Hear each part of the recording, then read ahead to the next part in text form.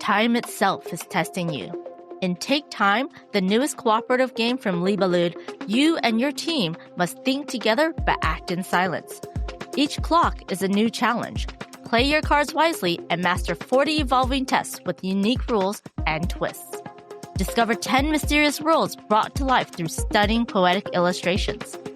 Discuss, decide, then trust each other as silence takes over. Take time. Embark on a tactical and poetic journey. Hello, and welcome to episode 87 of the Board Game Geek podcast, where we geek about board games, the mechanisms behind them, and the people who create them. I'm your host, Amanda Panda, and I'm here today with Andrew Stiles. Hello, Andrew. Hello. It's great to be here. How are you doing? I'm doing great. Thank you so much for joining us. I'm learning so many things about you. Now, Andrew is a designer, most well known probably for Cellar at this point, but he has a whole bunch of games in the works and a whole bunch of games coming out in 2026, which is very exciting. I've met him at various conventions. I don't think we've ever played a game together, though. Sadly, no, but you're always busy, so I understand. I know. I'm always running around from one meeting to another, or I'm working on a con. But hopefully, maybe one day we can do it. After setting up this interview, I learned so many things. Like, you're on 2 other podcasts as well.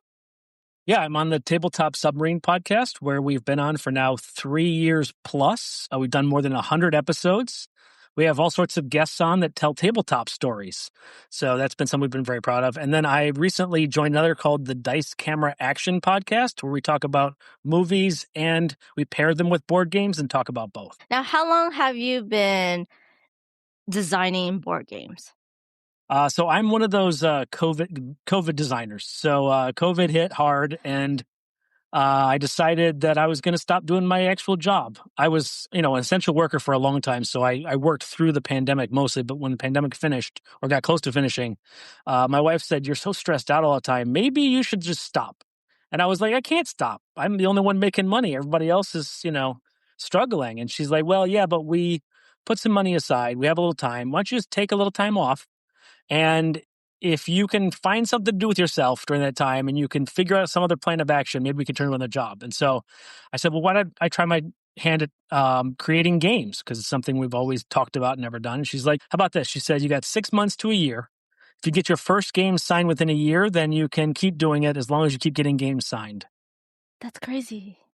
Yeah, and it worked out. I had my first game signed. Well, I had intent to sign by the new year of that year, and I had it signed before 1 year was out. And then I had another one signed 6 months after that, another one 6 months after that, and now I have 8 signed games. Wow. I don't think I've ever heard of another designer that had such success with their very first game in such a quick timeline. That's incredible. Wow. Good for you.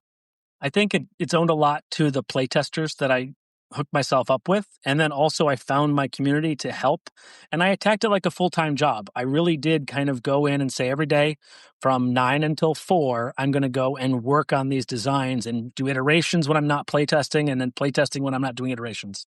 And so I really did spend the time. And then I made it a priority to go to all these different conventions and meet all these different publishers and meet all these other game designers and stuff like that, and continue to build my network. And so I'm very, very blessed to have taken that on, and it worked out. Most first-time designers are doing it as a hobby, in between, like in their free time, and just for the love of board games. Now, when did you start playing modern board games? So I was born into the modern board games. My parents are both modern board gamers. Now, we're talking about more modern board games in the 70s, right? So we played a lot of Avalon Hill. We played a lot of Game Right and stuff like that early on when I was a kid. But yeah, I was playing Survive, the Escape from Atlantis game that's now been reprinted 16 times with 16 different publishers. That was one of the ones I really remember playing as a kid growing up. Not necessarily just Sorry and Monopoly and all those other kind of things. We were playing hobby level games early on, so I'm very lucky. Oh, that's so awesome. And then, is your wife also a gamer? Yeah, I converted her. She was not before she met me. But yeah, it wasn't too difficult because she has a mind for it. And she's actually much, much smarter than I am. And so I win now about 30% of the time when we play together. Yeah, she's really good at it. What was the inspiration for your very first game that you designed? So that's funny you asked me, because I'm a former sommelier. So I used to work in restaurants and help people pick out wines for their meals and stuff like that. And so I used that skill and that knowledge that I had over that time. And I was like, let me make a game that's about wine, but it showcases how wine ages. Because that's something most people don't know. And even people who are wine experts are sometimes a little mystified by. Even the winemakers themselves don't actually know how long a wine can age until it ages that way. But there are some guidelines to go with. So I used those guidelines and used some of that understanding.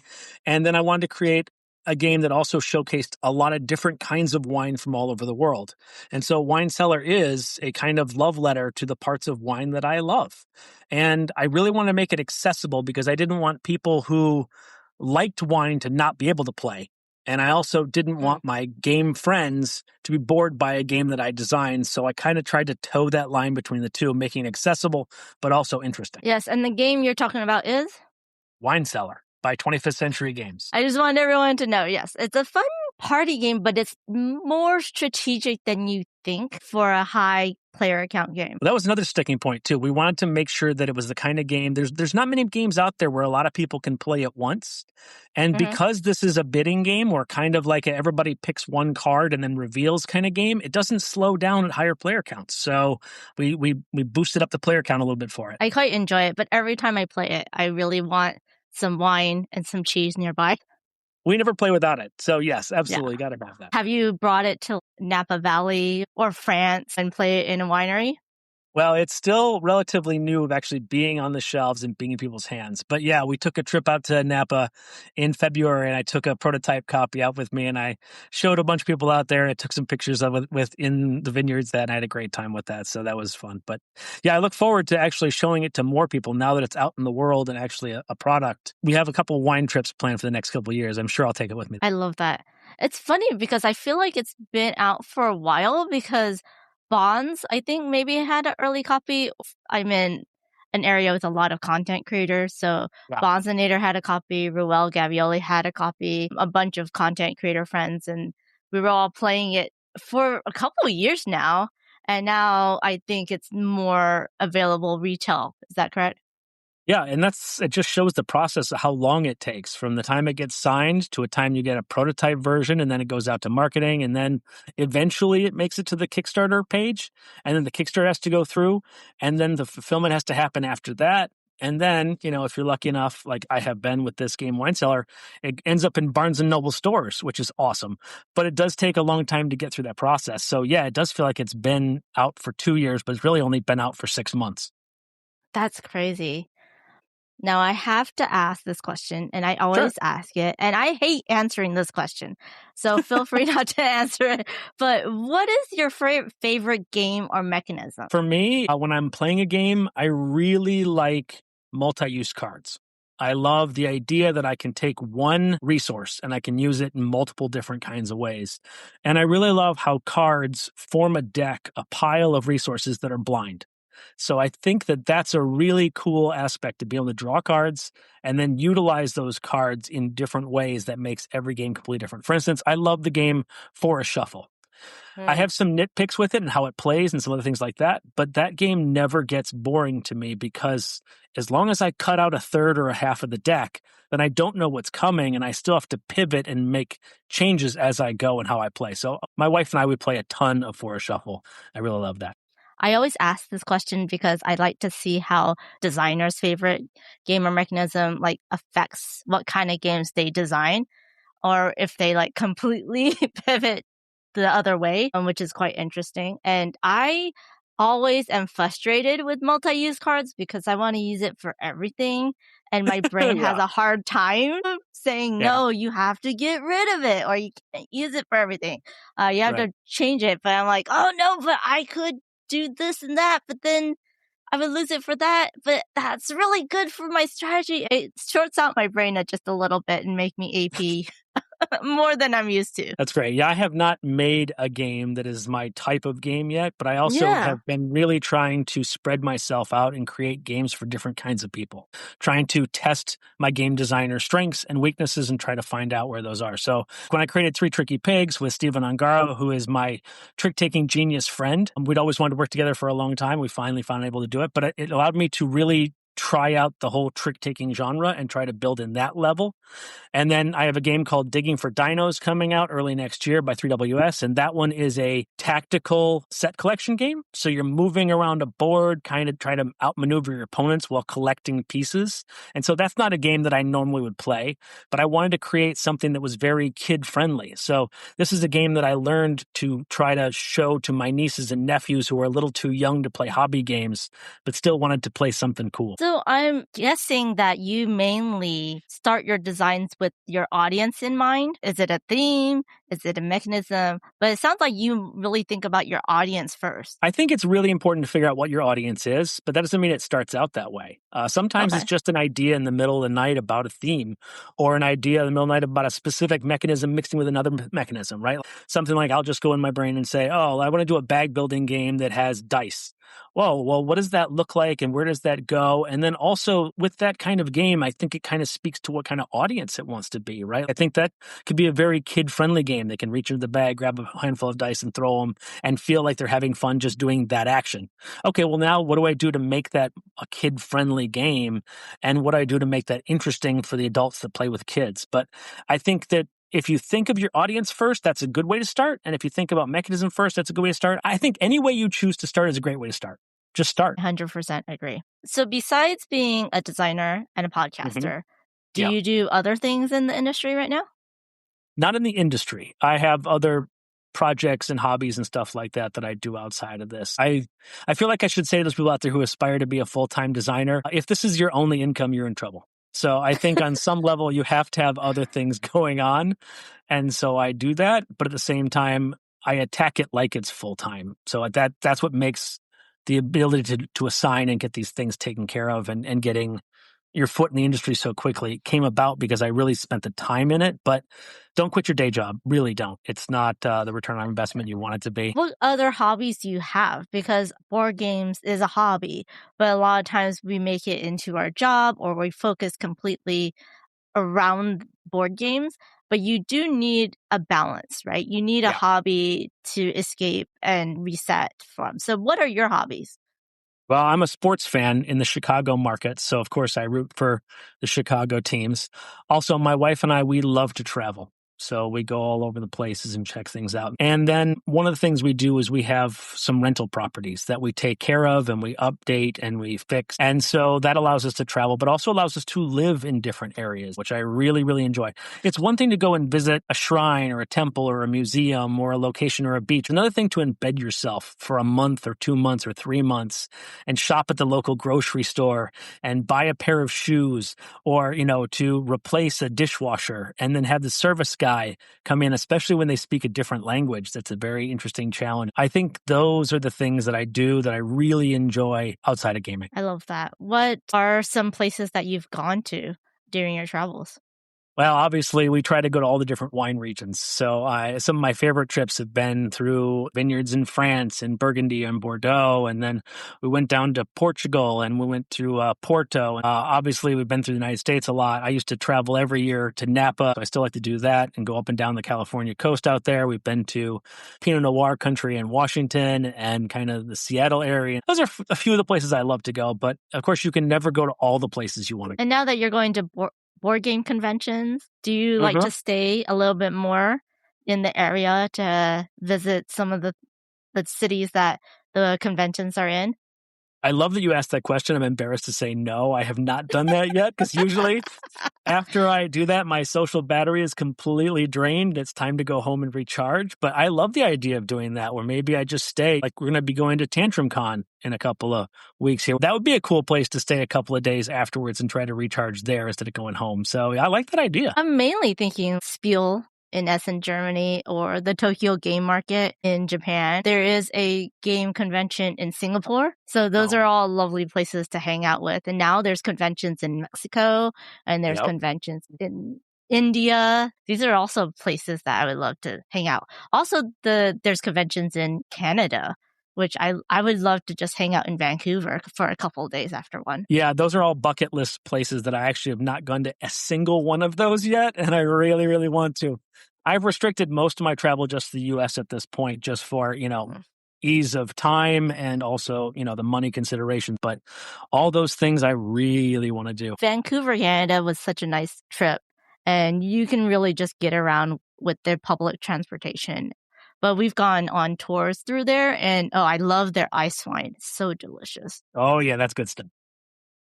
But I'm definitely on the sweeter side of wines. I like ports and dessert wines and stuff. I definitely don't like a dry, bitter wines. Well, there was something I said when I was a sommelier, which is every wine is good for somebody, right? And I feel like that's also true where every game is good for someone. So there's some parallels there.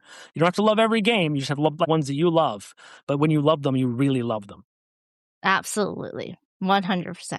And thank you for wrapping us back to our main topic today. It's almost like I have a podcast and I know how to do that. I know, it's crazy. I love working with people who are streamers, and then they join me for a stream, and then they know what to do or how to talk to chat, or like you're a podcaster, so you know what's going on. And I love that. That's very helpful for me. But our main topic today is Andrew's experience with publishers, how he meets publishers, how he pitches his games. Now, I'm saying specifically Andrew because it's different from everyone. And the way that he has gone about dealing with it could be helpful to you, even if you are an established designer or if you're a new designer. You can learn some tips and tricks from everybody's experiences. Not all of this will work for you, but hopefully you can see what, can work for you and what maybe you could improve on, or maybe you might want to change in how you deal with this. Well, first I'll say this. I feel like it's really important to be where the publishers are, right? So I think you have to have boots on the ground. I think you need to go to these conventions. Now, you don't have to go to all of them. In fact, you know what? If you have a limited budget, go to one different one a year. So maybe this year you go to Origins, next year you go to PAX Unplugged, maybe the year after that you're going to go to Gen Con, or maybe you go to OrcaCon, but go to these places.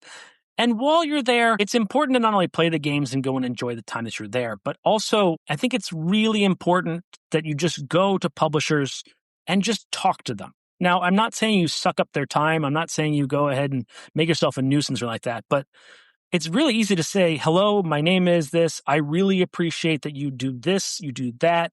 Maybe you do this level of marketing. Maybe this game is my favorite game by you, or I really like the way you choose your graphics or you choose your artists. Just be appreciative and approach them and let them hear your name once, right? And then do it again later on. Maybe it's the next day or the day after. And I think when you do that, the next time you send an email that when you want to say a pitch, maybe that name gets triggered. Also, I think it's really important and it's really easy to do something kind. Giving a compliment is doing something kind. A lot of publishers too work a booth all day and they don't get a break or not. Some of them are smart enough to bring snacks and stuff they need. But I always try to say, something like that. If I see a person has been in the booth for a long period of time, hey, can I go grab a soda for you? Do you want a can or a bottled water or something like that? And they'll almost always say, no, I've got everything I need. But thank you for asking, right? Because not everybody does that. And I can't necessarily stand in their booth and sell games while they go to the bathroom, but there's things I can do to be just kind to them.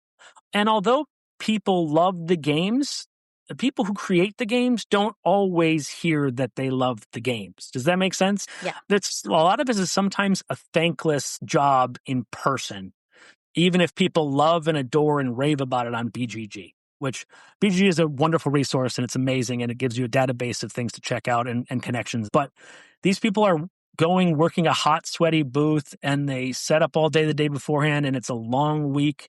And so any kind of little kindness you can do can make you memorable. And if you're trying to break into the hobby, another really great way to do it is to go and volunteer at a booth. Volunteer at a convention. Go ahead and work the registration table. Or there are people like Conhord that do supplies for booth staff, right? Go and sign up with them to be a demo person and go ahead and teach a single game all weekend and be an asset for a publisher. They're going to definitely remember your name after that. And I know the very first time I did that, I worked for Arcane Wonders when it was during COVID. And two of the people had to cancel because they got COVID. So they had 2 openings. And I said, hey, I will jump in and volunteer because not only I love your products and you do a great job, but this will allow me to be at the convention. I'll be able to talk to all these different people and I can walk around before the booths open and shake hands and introduce myself. not to take up time, but just to say, hello, this is my name. I'm in the industry. Be on the lookout for my future emails with pitches, maybe, like things like that. I Yeah, think it's really important just to be present. I agree. I wanted to say that demoing games for a publisher is a really great way to learn how to teach a game succinctly and quickly and within a short time frame with a lot of different distractions around you with different ways people learn, because you're going to have to do that for your own design games. So Absolutely.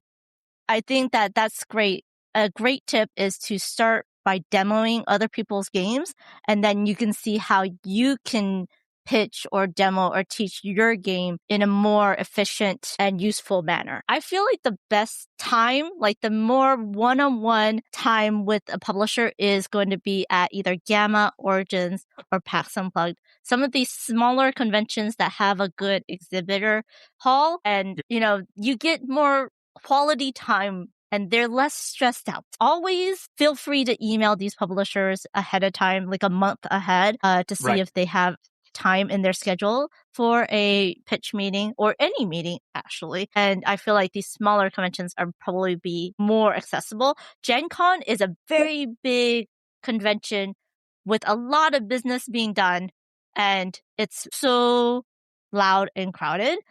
But it's a great way to find connections with publishers that are outside of the US or don't usually go to these smaller conventions as well. And I would maybe focus on them and then have US based publishers have them meet you at these other conventions, right? I love conventions too. I love hanging out, meeting people. And like you said, going around the pre-con, that 1 hour in the comm where everyone's just setting up and you're like, oh, it's you.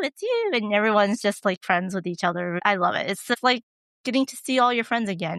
The first day of summer camp all over again. It really does feel that way. And I'll just reiterate what you're saying is that the smaller the convention, the more easy it is to have time with the publishers who are there. And, you have to be respectful, like we've said before, but at the same time, go up, shake a hand, introduce yourself, tell them things you like about what they do, make them feel good, and then ask them for a little time. Maybe you grab them a cup of coffee, or maybe you go and meet for a dinner or a breakfast burrito somewhere. Just find the time to connect and then let that connect do the talking for you rather than trying to be a guy who's just selling your game. Be positive, be pleasant, and be helpful. Yeah. I also feel like you really should get good at and this is a tough skill, but the sell sheet, which is basically a billboard in a form of a sheet of paper that tells what the game is about. It's not a wall of text. It is not a diatribe. It is literally just a taste test of, is this game something this publisher might want to learn more about? But if you get good at that, it shows three things. It shows, one, you know what your visuals look like, and they don't have to be polished, they don't have to be perfect, but they have to be interesting. And two, you know how to market quickly, so they can turn around and go, does this fit my catalog if this is the game that I like to play? And then three, you're not wasting the publisher's time. You're not trying to make them read an entire dissertation about the game and learn all the rules and send a rule book. You're literally just saying, does this pique your interest? Would you play this game? And then here's my contact information. Let's set up a play test. And that's very important, the contact information. They should not have to do more than look at the sheet for your contact information. Right. Yeah. No, I love that. Was it very scary the first time you had to pitch your game to a publisher? Oh, yeah. My hands were shaking. Yeah, absolutely. It was tremendously scary, especially since I really respected that publisher. I'm actually looking in retrospect now, and I probably should have pitched to some publishers I didn't like quite so much with the first game, expecting it to be a failure. Because really and truly, this is, and I say this to designers all the time, this is a shotgun style of pitching. And I don't mean shotgun like pitch to everybody. It's that you should expect 80% of the people that you show this to, that game is not going to fit their catalog for many reasons. One, they might have a game that's just like it. They might have a game that's in development that's going to be just like that, and they can't use it for that. Or they're not interested in it from their personal taste. There's lots of game publishers out there who only pitch their personal taste in games. And so your game may not be their personal taste. And none of those things are bad, by the way. It's just that that product wasn't worth it for them, but that doesn't mean the product isn't a good product for somebody else. So you almost have to accept you have to pitch to about 20 publishers before you're realistically going to get 2 or 3 of them to be interested in your game. And so that's really important, not to take it personally when they don't like your game. It's not they don't like you, they just don't like this game at this time. Another funny story is there's a game, Wine Cellar, came out, and another publisher I pitched it to said no to it, is now looking for that kind of game now. They weren't back then, but now they are. And they're saying, they actually told me, they're like, you know what, we'd have loved to sign Wine Cellar now in our catalog because we want games that are card-driven, only games that play with large player counts. Sometimes it's about the timing of when the game is shown, too. Sometimes it needs to sit on the shelf for 2 years and then come back out if nobody wants it right now. Yeah, I completely agree. Maybe don't pitch it to someone that completely is opposite of what your game's about. If it's a family weight game and their games have no family weight games in it, maybe ask them if they're looking for a family weight game before you spend their time and your time pitching to them. I agree. Don't take any rejections personally. It's just like a job where you're going to apply for a whole bunch of different jobs, and you might not even hear back from over half of them before you get someone that will at least contact you and reply to you. Also, if they don't reply to you right away, give them some grace. These are all small companies, one person doing multiple jobs at these companies. And most of the time, we are in a very small industry, so they won't really ghost you, but sometimes it might happen. And don't take it personally. Just remind them maybe the next time you see them. Treat them with kindness and respect, and hopefully you'll find the right fit for you and the right timing. It's hard when you have your baby, right? And a lot of times the first game is their baby. They've worked on it for multiple years. And then the publisher's like, nope, I want to change all of this stuff about your game. How do you deal with that? I think that's kind of up to you. I think if it is your baby and you really want to defend the theme, just be aware that you're going to get rejected more. So that needs to be okay with you. But also, the publisher knows best. And I would say that's true 9 out of 10 times. The publisher knows what's going to sell. They track market trends. They track people's responses to their games. They understand how things are working and not working. And they can also see 6 months to a year in advance than you can't, because they're going to all these trade shows. They're talking to the other publishers. Everybody has a pipeline into everybody else, and they don't necessarily share what they're working on, but they share information about what trends are working and what trends are not working. And then they can also see 300 to 500 prototypes a year. So they know the way things are going for the games that are good versus the games that are not good, and what's working, not working, and what's coming out.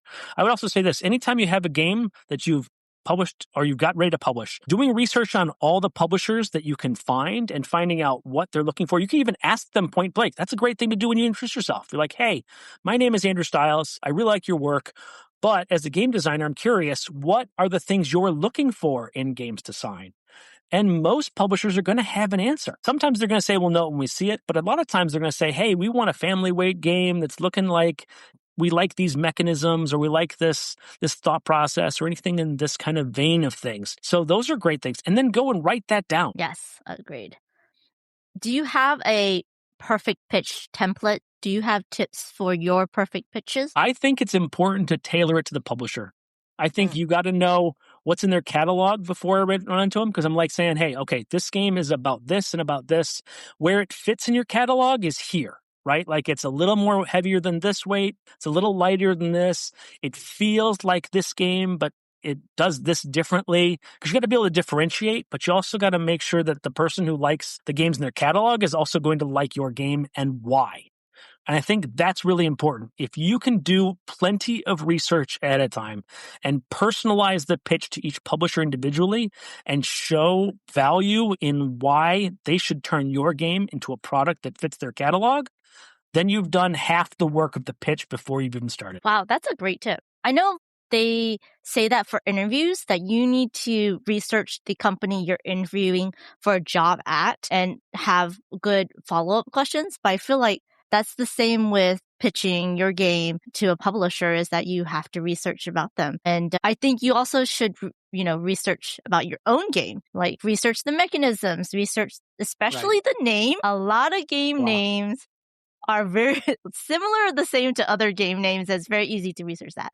But look at what else is already published to make sure you're not accidentally doing something almost exactly the same as another game.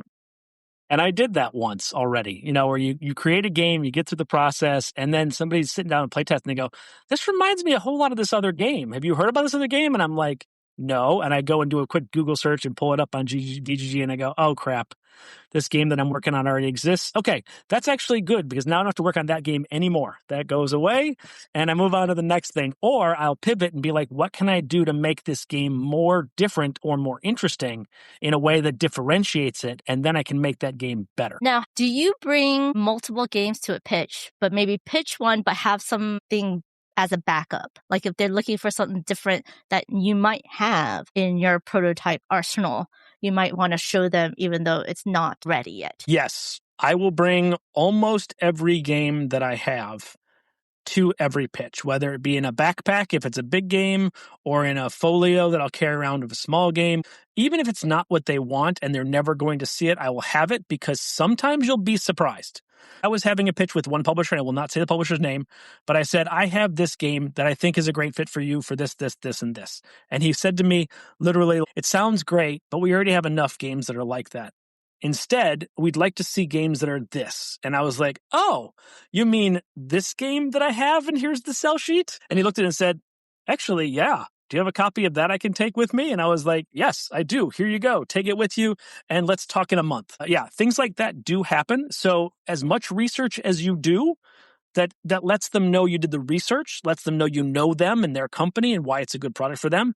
Don't be afraid to have other things with you that you just won't ever talk about unless they ask. Yes, that's so great. Do you work with publishers to develop the games after it's signed, or do you just let the publishers develop it on their own? For me personally, I volunteer myself. I say, listen, thank you for signing it. I'm really appreciative. If you're interested in developing this game more to fit your catalog or to make some changes, I would love to be involved in that process because I'd like to be able to help you make my baby better and not make it worse, right? Because I have all that experience of the hopefully 100 to 150 play tests prior to that. And maybe I've already tried the changes you're intending on making, but I can't guarantee that or know that until the process evolves. But also, some publishers don't want you to be involved, right? I have had that happen with certain publishers where they're like, nope, the game is ours now. We're going to work on it. We'll tell you what's going on with it, but we're going to trust our team to do their process and do it that way. And generally, the developers are more efficient at getting through the process than you are anyway.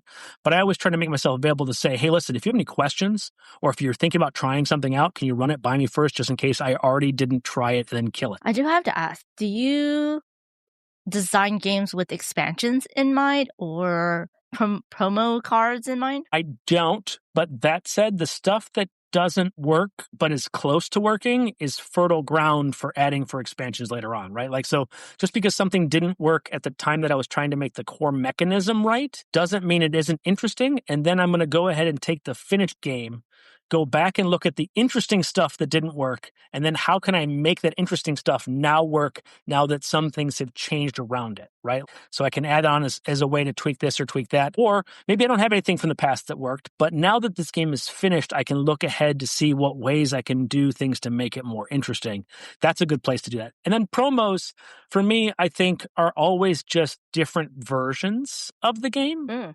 For instance, if Wine Cellar had promos, and it does, they're just different clients. So Chad and I talked about what would be an easy thing that we could do, printing just a couple extra cards that would change the game a little bit, but not dramatically, but make it more interesting. And so one of the things we did also was we made the promo cards where you could write your own name or somebody else's name on top.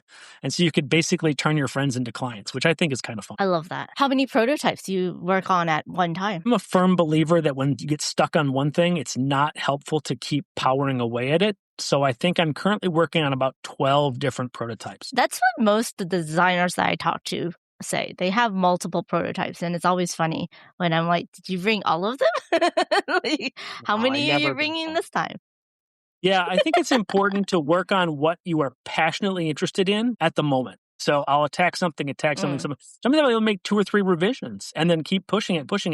But the instant I hit a wall, I'm like, okay, what else do I have to work on that will let my brain work in a different direction? And I don't want it to be the same kind of game. I want to go from a card game to a board game or to a party game or to a deduction style game or something completely different to let my brain reset and let me rethink about the processes in a different direction. And almost always, once I've done that 2 or 3 times, pop different things, when I come back to that first one, the problem's been solved. I've just been waiting to implement it. In summary, what is the one tip that you want to give to other designers about working with publishers? I think there's 3 things now that I think about it. It's 1, be present. 2, be kind, be helpful.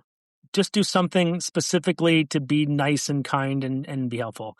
And then 3, do your research.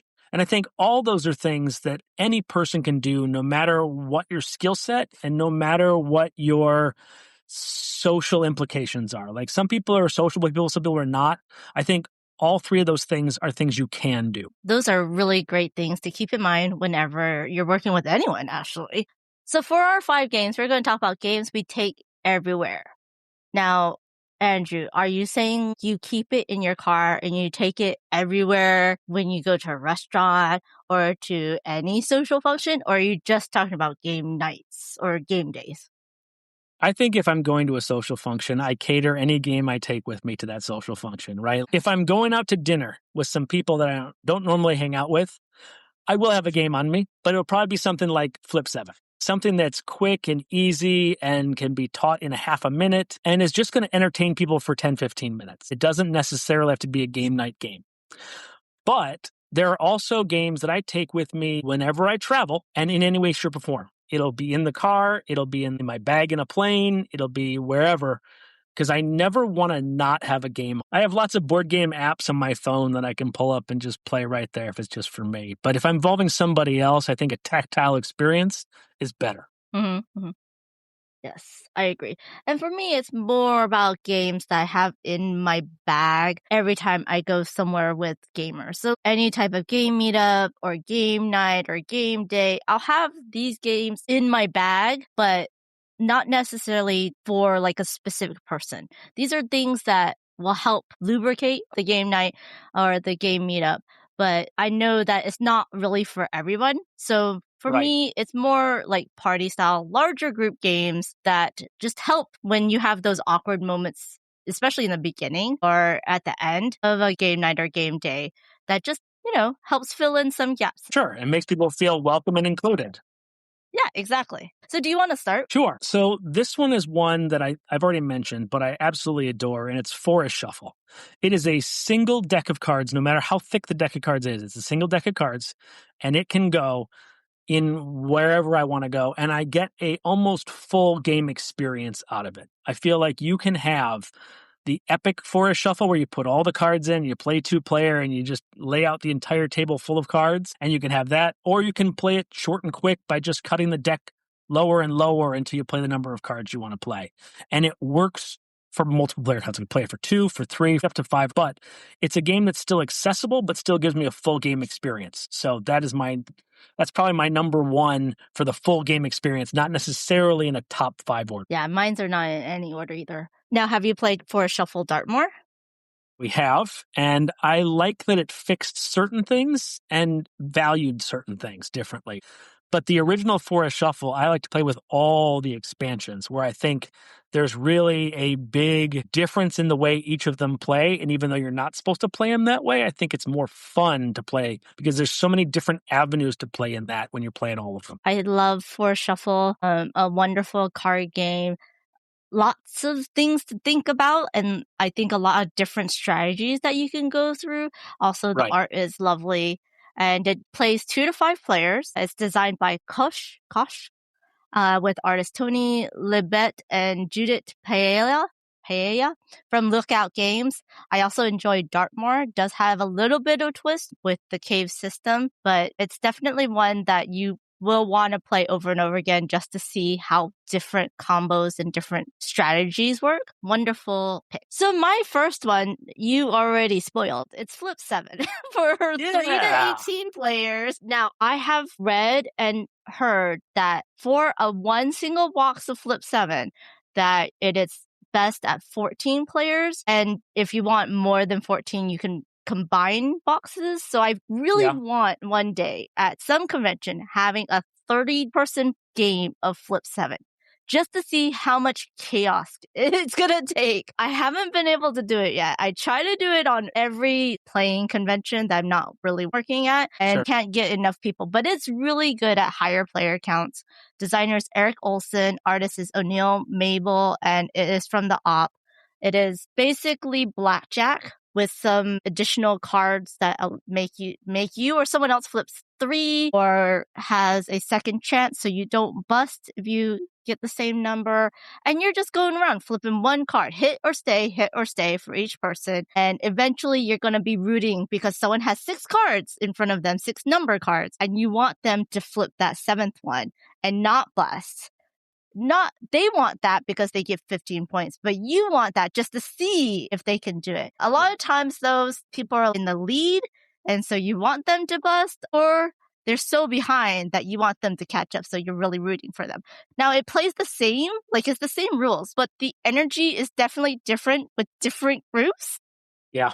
And you can have a really, really rowdy group, or you can have a more quiet group, or you can have someone that's more supportive and some that are definitely trying to get everyone to bust or get frozen out, depending on your group. But it's always so fun.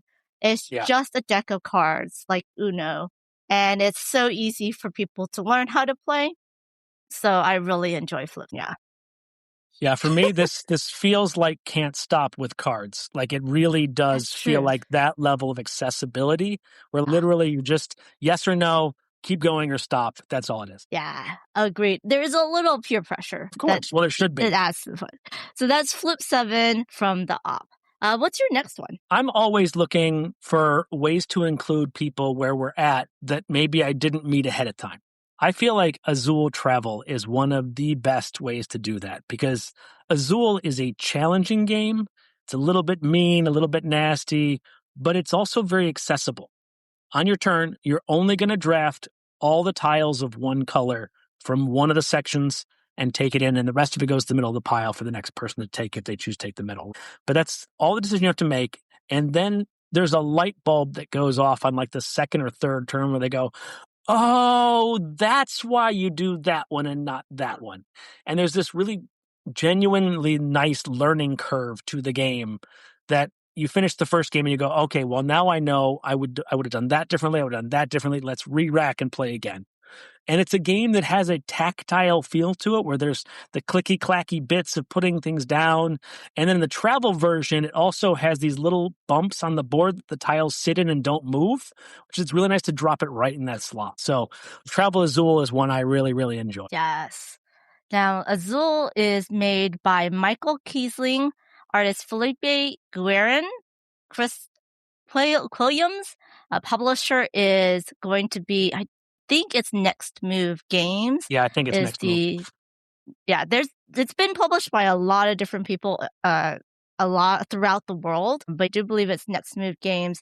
I love this game, and there is so many iterations. There's so many different versions. Once you start with base Azul, you can just move on and play the other standalones that are out there, and they all do something slightly different with the mechanics.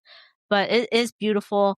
Definitely made me think of Starburst. And, if you're playing with kids, maybe you can play with Starburst, like a bunch of Starbursts, and that's how they win the candy. Yeah, exactly. And I agree. It's a classic. It's great. I feel like it's definitely one that, you can get someone into the hobby with. It's a little bit more strategic, but also easy to learn because you're just taking one of the same color tile from a group. But if you play a lot of games, you can get really strategic because you will hate draft.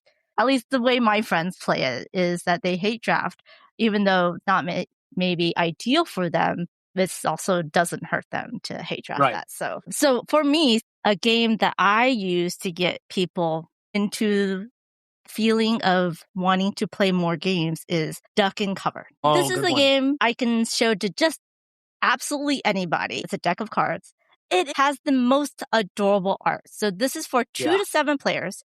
If you have an artist pack, you can play with 8. Me and my friend Casey from Brain in a Jar. We both brought a copy. So we put both copies together and played it at 14, which was really kind of crazy, but it's hilarious. It's bingo, basically, in a card game form. Now, I'm going to probably mispronounce, but the designer is Usama Kalafari. I'm terrible with pronunciation, but that's what I think it is. The artist is Adrian Journell, and it is by Captain Games. Basically, everyone gets their own deck of cards numbered 1 through 12. They all have a different theme to the rubber duck, which is hilarious because everyone's going to want their specific theme that they love. But it's all rubber ducks in costume. And you have another deck of 1 through 12 twice, plus 2 special cards, one that's the largest number and one that is a repeat card. So you repeat the last number that was played and you just shuffle, flip one, call it out. Everyone moves that card either on top of an adjacent card or next to it, another card on their tableau. And you're just either trying to cover up points or trying to get all your cards into one stack. And it is quick, easy. When you don't see that number because you've already covered it, you have to quack. That's probably one of my favorite parts is everybody quacking. I make everyone quack. If someone's a quiet quacker, I'm like, what did you say? But it's very important because once everybody quacks, that's the timer of the game. So depending on the number of players, the number of cards that everyone quacks on or means that you're going to end the game faster, right? And there's always times where you're like, oh, that one person still has that number. They saved us all, from ending the game too early. Yeah. It is quite fun. And of course, everyone's going to be like, why are you quacking? And then they come in and they see the art. And then you're like, do you want to play the next game? Because it's such a quick game. And I really enjoy it. That's a really good pick. Thank you. So that is Duck and Cover by Captain Games. So I always try to take with me a roll and write game because as long as you have a number of sheets, you can play that many people. And I always think it's interesting when everybody has to work off the same parameters. So I like to play Voyages, which is from Postmark Games, which I think is brilliant. It's 3 dice. You chuck 3 dice, and then the numbers on them you use to work your map. And in this, you take one of the dice is going to be a direction. So one of the 6 different directions you can travel from the center spot you're working on. One of them is going to be the distance you travel. So it's how far you go. And then one of them is the ship itself. And you can mark off different things in the ship based on the number you pick. That's all you do on your turn. But if you roll a 6, a 4, and a 3, they're vastly different things you can do. You can go in the 3 directions, 6 spaces, or you can go in the 6 direction, 3 spaces. It creates a situation where almost everybody diverts from what everybody else is doing. And then afterwards, you can compare and contrast and see how the decisions were made. And this one also has, I think it's like 5, 6, 7 different maps available. So yeah, the first one is really easy and really simple to get into, but they get more complicated based on the maps you play. And it's kind of fun to play this one in succession, where you play the first map, and then you play the second map, and then you play the third map. And I think last year at Tantrum Con for Tabletop Submarine, we did this as a group and we played in a group of 30 or 40 people. I can't remember exactly when we were there, but it was a lot of fun. We had these giant blow up dice and we threw them at each other and they bounced and rolled on the floor. And then we called out the numbers and everybody used the numbers for their maps. It was a lot of fun. Oh my gosh, that sounds like such a great moment when you're with a whole bunch of people doing the same thing. Oh, you should do a Guinness World Record of how many people playing the same roller at the same time. That would be so much fun. This game is designed by Matthew Dunstan and Roy Muldoon, and they do just some wonderful work. I love Matthew Dunstan's designs and his roller rights, so I definitely should look at more Postmark games. They are relatively inexpensive. You just buy that directly from their website, and this is one that I have not played, but I do love roller rights. It's interesting how it passes some people by, because I did recently play a game with a friend, and he's played, a lot of other games in the hobby, but it was his first roll and write. And I was teaching him, not realizing that there's some people that never played Yahtzee, never played a roll and write in their life. Yeah. And I should have asked before I taught the game. But I think it's also really wonderful that games like this are incredibly cheap, incredibly accessible, and all I needed was 3 dice. Everybody's got 3 dice laying around, whether they take 2 of them out of Monopoly and 1 out of something else. They've got 3. Yeah, great option is just that, you just need dice, and sometimes you can find these roll and write sheets in app form or on websites. Some have like PDFs that just automatically you can fill in, and it's a lot easy. Well, it's easier because you don't have to have a pencil and paper. Yeah, it's so easy to travel with. What a great option. So that is Voyages from Postmark Games. Good choice. Thank you. So my third game is going to be something that me and my friends love to play no matter what. It had such a big hype around it when it first came out. It is Scout for 2 to 5 players from Kei Kajino from Oink Games. Now, I always have at least one Oink game in any of my game bags.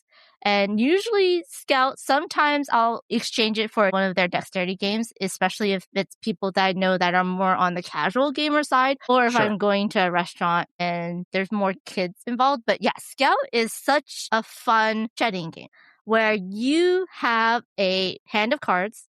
They have one number on one side and a different number on the other side. You cannot rearrange your cards like everyone's used to. And on the first turn, when you get your hand of cards, you decide which side. So you flip it. But then you have to basically meet or beat whatever the last player played on the table. If you cannot beat them, you have to scout, which means take one of the cards that's on the leftmost or rightmost, and then you can put it in your hand anywhere and on any side, but they get a point. And you're just going to continue and play rounds. One round is when one person goes out and have no more cards left in their hand. Then you're going to get those points and you're going to play the number of rounds as the number of players. It's such a quick, easy game. Once we all learn it, it's one of those that are like a comfort game where everyone kind of knows how to play and it's easy just to break out and it's really fun. It really just kind of tickles your brain because you're like, I need to get rid of this card in the middle. And you're hoping someone's going to start only with one card and not do 3 cards out. But yeah, it's such a great game from Oink Games. They're different versions with different art on them, but it's easy to find and easy to play. And if you have played other card games, other like trick takers or shedders, it's easy enough to learn. I think even for casual gamers, they can kind of rock it by the middle of the game. And for me, it's one of those comfort games that I can always pull out and play. Yeah, that's a great pick. Thank you. And that's Scout from Oink Games. What's your next one, Andrew? This is a little bit more under the radar here, but everybody's heard of a game probably called Fantasy Realms. But I have a game called Marvel Remix. So you take the superhero version of Fantasy Realms, and in this game, you have a hand of 7 cards. And the whole game is just drawing a card and then deciding whether it's better than one of the ones in your hand and replacing it. That's all it is. But in the game, you have to have at least one superhero and at least one villain. And then the strategy in the game is about how the cards interact. So maybe one card gives you a point for every of the yellow symbol, or maybe it gives you 2 points for a purple symbol, or you get 15 points, but it's worth -10 if any of these symbols are in there. And so it's really about just finding the best combination among those 7 cards. But it's also a little bit of a deduction game with your opponents to find out what you think they have and try not to give them the perfect card for their hand. And so I think it's really interesting, and they're coming out with a new expansion for it, which is going to add more cards. So I'm really excited about adding those in. And I've also heard they're coming out with a Greek gods and mythology version, which is right up my alley. So I'll be picking up a copy of that one. I'm very excited about both those versions. It's Marvel Remix from WizKids by Bruce Glasgow, and the artist is Shutterstock. Yeah. Oh, that's interesting. I have never heard of that. I do love when IP games are fun, right? Yeah. And there's a generic version of this called Fantasy Realms. So you can go out and play like, your wizards and orcs and barbarians kind of style of this. But I find the superheroes more interesting. Yeah. And I feel like that's an easier way to get non-gamers or casual gamers into a game is by having an IP that they're also interested in. And then they're more interested in actually learning and playing the games. Yeah, that's a great one. Something on those lines where you are trying to end your hand, right, with the right mix of characters or cards in order to give you the most points is Trinket Trove for 2 to 6 players by Rococo Privatera. Artist is Sandara Tang, whom you might know from Flamecraft. Yeah, she's good. Yeah, Trinket Trove is published by Gamehead. This is one of those games that you might want to play a second time. It is a drafting game, and you are trying to get your end hand of cards to give you the most points. And each card type is going to score differently. So it is like one card, maybe you want only pairs, or one card says you get 20 points if you have 3 of them, but you get 0 points if you have 4 of them. And on your turn, you're going to be betting for turn order by playing out a certain number of cards from your hand. The more number of cards someone's played, the higher in turn order. If there's a tie, it's then the number value on the cards, and then it's whoever played last. And so the turn order is going to change every round, but the cards you pick up from the table would be cards that are out there because you're flipping out cards from the deck every round, but also cards that other people have bet with. And so you're going to take 2 pile of cards, and they can be any number of cards in each pile, and you're trying to make your best selection. Now, some people will be like, oh, she's taking a lot of those cards. I wonder if I could push her over to get negative points by putting out a card that pushes her over this way, but also she wants this card, and that'll give her some points. It's very interesting about how you play those cards. So these cards are multi-use cards, and you're like, ooh, but I don't need this. But what if it comes out and then I can take it all and get a whole bunch of points? So you're kind of pushing your luck as well. Very, very cute artwork because you're little mice that are collecting all these little trinkets. So there are like crayons and thimbles and other things that you want to collect into your hand. So while it does take a couple rounds for people to understand the strategy of how you want to bet and what you can take, it's really fun. The art is great. And eventually you'll be like, oh, people are going to just throw out 4 cards each. And you're like, what the hell's happening? And it's just hilarious. It's really fun. And it does play a good number of people. And it kind of gets people also kind of talking as well, especially when they're discussing the different trinkets and the different artwork on it. It's really cute. I really like it. Yeah, this is a great game. I love what Gamehead is doing, by the way. They have a great line of games coming out. But on top of that, this one is based, I think, on a game called Money by Reiner Knizia, where you're spending stuff from your hand to get better stuff in return. But then the set collection, this is better than that from what I've heard. So I think it's a great. Yeah. Are you talking about the Money from All Play, right?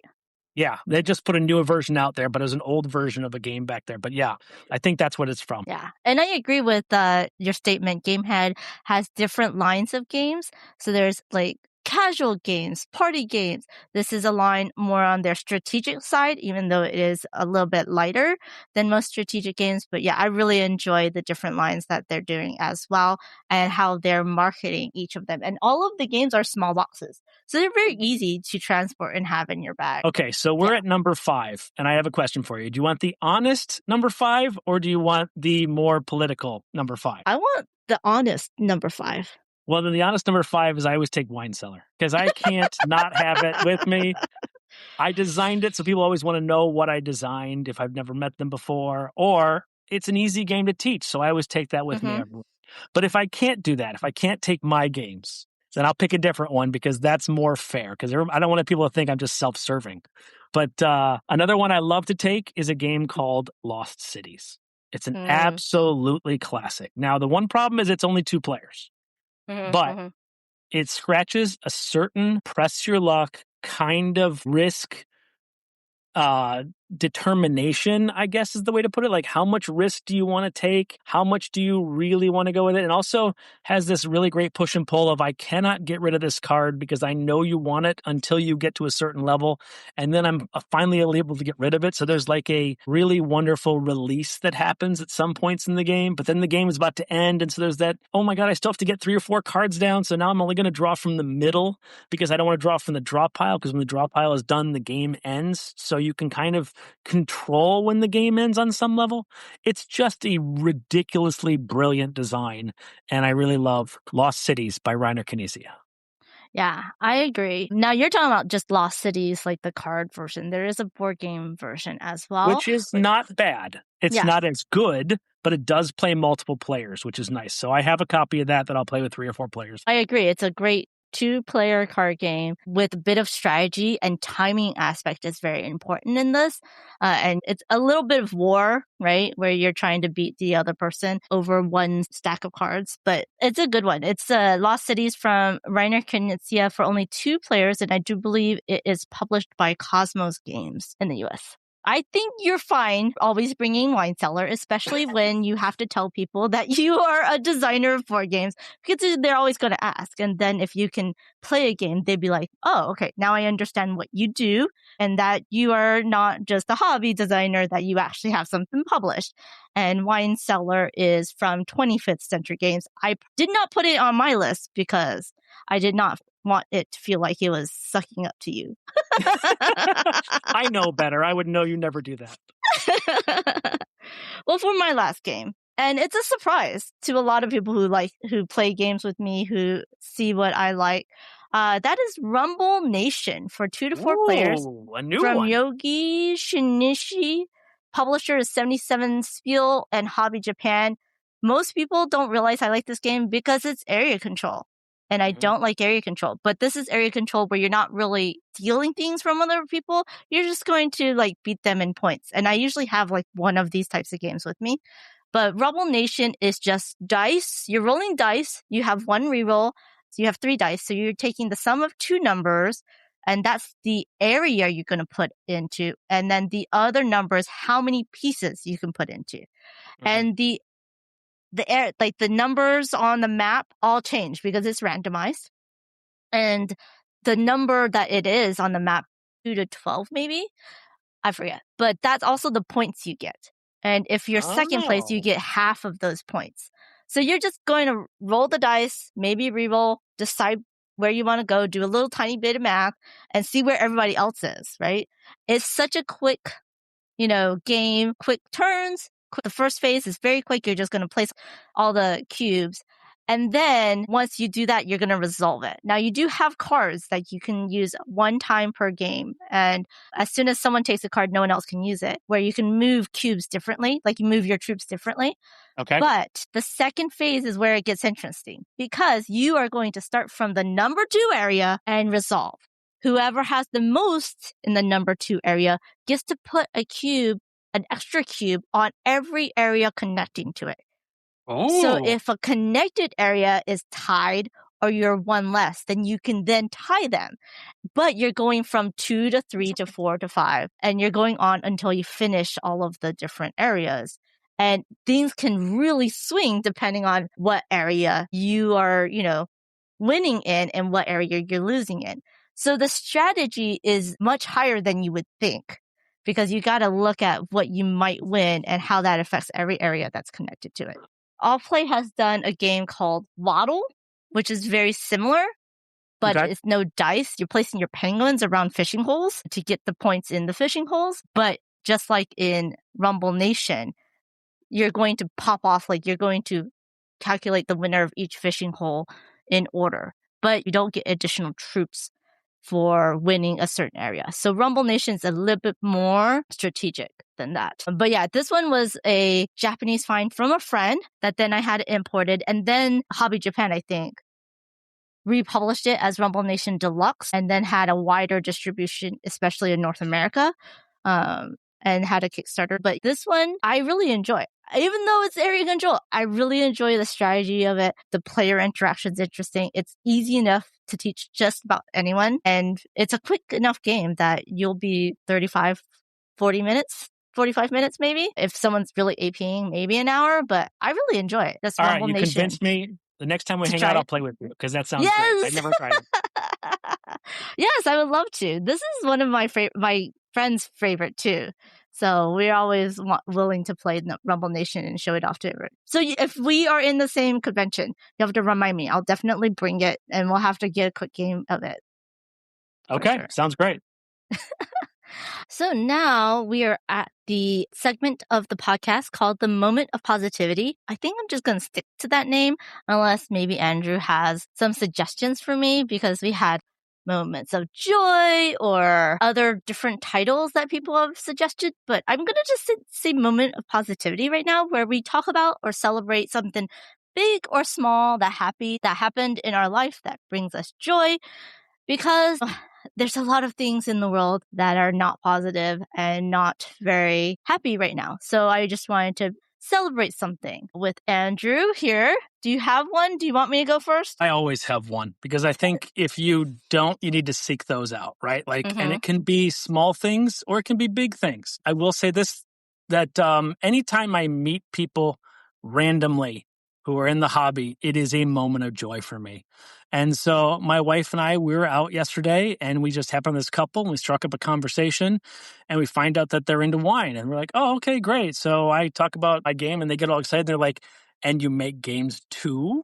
And I was like, yeah, I expect them to think, Monopoly or whatever. And they go, we love Wingspan. I was like, yes, my people. It's just really nice to meet people that you don't expect to be hobby people. And it's just such a moment of pleasure to meet new people to begin with, but also new people who are your people. Make it even better. Yes, absolutely. I mean, especially if they live close and they want to play games with you. That makes it even better. But I'll take people who are just in the hobby, just people who like hobby games and people who like to hang out with other people. Yeah, I've met people in airports, right? When I go and fly in for a meetup or for a convention, and they're like, "You're here for that? Oh, I love this." And I'm like, "Yes, you're actually a hobby gamer and not Monopoly gamer." And then you can tag. Or like when you see someone wearing a shirt and you're like, I know that game. Oh, or I Right? know that company. And you're like, yes. I mean, especially in airports when you're flying back home, you'll see so many people. I mean, the Indianapolis airport is so good because every time Gen Con happens, they add more tables for Yeah. people to play games at. And so, yeah, I agree. When you just randomly meet people that vibe with you, that have the same hobbies, it's so wonderful, right? That's definitely a moment of joy. Yes. Now, do you like people coming up to you at conventions and be like, "Oh, I love your game," or Yes, I love it. I'm an egotist. So absolutely, please stroke my ego. Please tell me how much you like Wine Cellar. I really appreciate it. But also, the reason I do the podcast too is I want to connect with other people who are gamers. So the whole reason we started the Tabletop Submarine was to meet people in the hobby and just slowly get to know them a little bit over time. We've had publishers, we've had designers, we've also had podcasters and influencers and stuff like that. And I just love meeting people who love the same things that we do. yeah. So if you haven't played Wine Cellar, just tell him that you love his podcast. Fair enough. Hopefully you like something that I do. Now, you started your podcast right after starting designing, right? Yeah, and once again, a way to meet people in the hobby. I was trying to figure out what we could do to be helpful. And so helping publishers market their game by coming on our show and then creating something that would be a platform for them without costing them anything except time. Like, I didn't want to be the kind of person who's like, send me free games. No, I was like, just set up a time for us to have a conversation and we'll put that out in the world and you can talk about the stuff you're working on. Yes, absolutely. That's partly why I also started streaming and doing content, is to meet other board gamers and connect with people. And now I have such a wonderful group of friends that I don't get to see often enough and I don't get to play enough games with. I've always said, I think at some point we as a hobby need to buy a nursing home or a 55 plus community, and everybody who retires who's gamers can then move there, and we can just have a gigantic game convention that goes on 24/7 and people can come visit us instead of not only going to conventions. It's funny, so many different groups of my friends have talked about in various different iterations. Like, oh, we should just buy a island in Ireland, or because they want to get people to move there. So it's like, oh, we should just all move there. But then it's like very damp and then that would ruin board games. So we're trying to figure out ways, or have a cabin in the woods or something. But yeah, start like a commune of just board gamers. And we'll have like a a central, convention center full of just board game tables and a library like the Dice Tower library full with every game ever played, bought. And then people would have their own little bungalows that are connected so that they can just go and play games. Yeah, I I think that think would that be would be the amazing. ideal. I Yeah. agree. I would love that. That's so funny. For me, it is celebrating my friends who are pregnant. So there's like Oh, 5 or 6 wow. people that are pregnant right now. One of my friends, his wife is having her baby like in January, and then another friend is having one in the spring. And I just found out my friend who's been really trying to have a baby is having one in about like 7 or 8 months. One just had one a couple months ago, and then 2 others people I play games with, both their wives are pregnant. So it's a baby boom right now. So I'm so happy for them, but also I have a little bit of anxiety for them because of the way the world is. But luckily they're living in areas that they can get good gynecological care and OBGYNs, right? Because unfortunately I'm not going to talk about that. This is the moment of positivity. So one of my friends already said, Amanda, you need to knit me a baby blanket. And I am the first one on your list. I love it.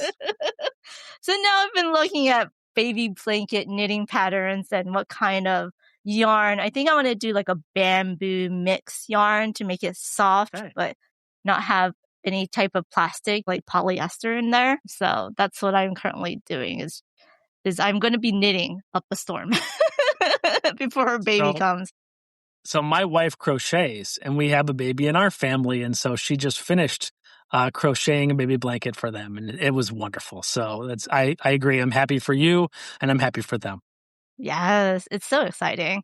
And it's funny because I'm older, so it's, I'm past that time in my life where people of my same age is having babies.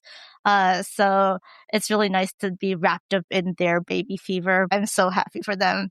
And these are people that really want kids and will be amazing parents. That's wonderful. Yeah. So, Andrew, do you want to tell people where people can find you and your games and anything you want to promote? Sure. Well, I'm on Facebook because I'm old. So that's where I talk about the games that I'm working on and stuff that's out there in the world. I do not have an X account. That is gone and done away. I do have a Blue Sky account, but I don't use it. I probably should, but I can't do all the things. But I do go to conventions. So I will be at TantrumCon, which for us right now is coming up. I also am going to be at Gamma. So that's the Game Manufacturers Association. That's probably not for most people who are listening to this, but people who are industry want to talk to me, I'll be there for that. I'm also planning on being at Origins, which is one of the biggest in North America. Probably number 3 at this point, but I would say I'm also planning on being at Gen Con, which is the number 1 biggest. So that's 1 and 3. And then we'll have to see how the way the rest of the year goes, but hopefully I'll be at PAX Unplugged to finish the year. So I should be at all those different conventions depending on how things go. And I'm excited to be able to pitch more games and be able to play more games with people that I love. So that's probably the best way to get a hold of me. I do want to talk quickly about the games that are coming out next year. So Digging for Dinos is coming out by 3WS. That should be available in Q1. I'm not sure exactly all the places, but it is coming out very soon. And then also Garden Club by Chris Couch Games, along with a tiny card game Pedal, is going to be kickstarting in March. And so we're going to have the link to that in the show notes, I believe. And I'm really excited about that. And then there are 2 other games that have yet to be announced that I was really hoping I could talk about on this show, but I can't. So I'm looking forward to those. One of them is by Maestro Media, and the other one, I believe, is from Grand Gamers Guild, and they will be announced when they feel like announcing them. But right now it's out is Wine Cellar, and is 3 Tricky Pigs already out? It is out, but it's by a small publisher, Baron John Games. He's a trick-taking specialist, so he has lots of little tiny card games.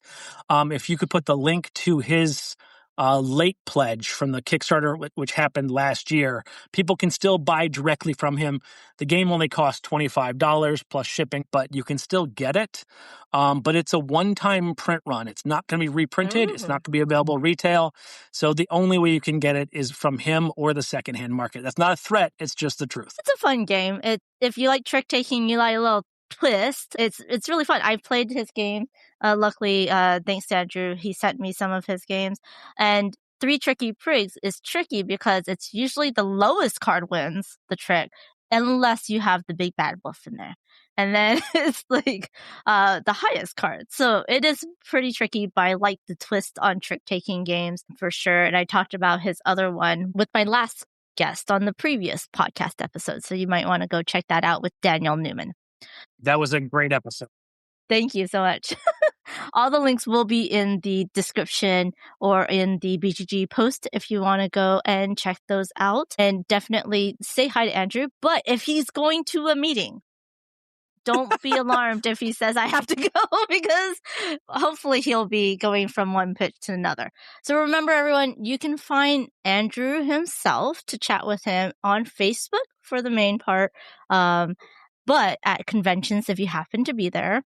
Also, please go and check out his games that are currently available for purchase or for pre-order or to back for Kickstarter. I have to say that following a Kickstarter link or a crowdfunding link before it goes live really does help the campaign, and then checking it out and backing day one is always really, really helpful to both the publisher and the designer. So please go and check those out.